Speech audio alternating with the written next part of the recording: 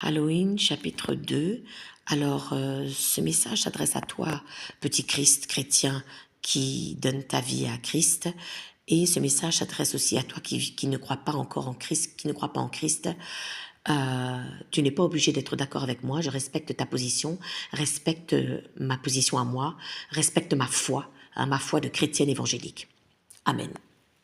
Alors, parmi les rites auxquels s'adonnaient les Celtes à l'époque, lors de la fête d'Halloween, puisque le but c'est de te faire prendre conscience de ce que c'est que de ce qu'il y a derrière cette festivité qui s'appelle Halloween, ils se revêtaient de peaux d'animaux, hein, et ils s'adonnaient à des rites, à des rituels,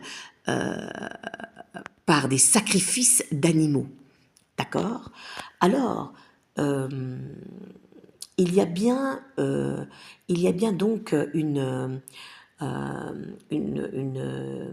derrière cette festivité, il y a bien des rites, des rituels, il y a bien des pratiques occultes, des pratiques de sorcellerie, il y a bien un culte voué à des divinités,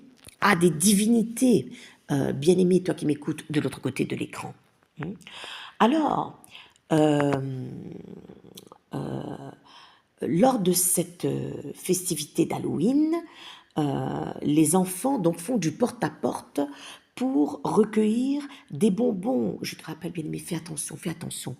Le Christ t'avertit, hein, que derrière cette festivité, il y a bien des démons qui sont à l'œuvre.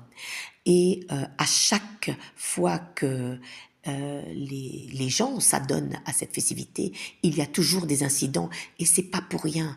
C'est pas pour rien. Ces incidents, ils sont pas innocents. Il y a bien des forces, hein, qui sont à l'œuvre derrière cette festivité. Alors,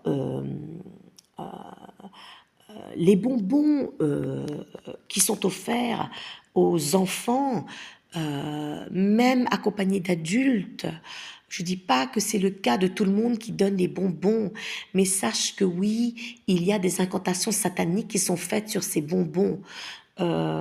Oui, il y a une question de santé et de sécurité qui est en jeu, bien-aimé, toi qui m'écoutes. Hein.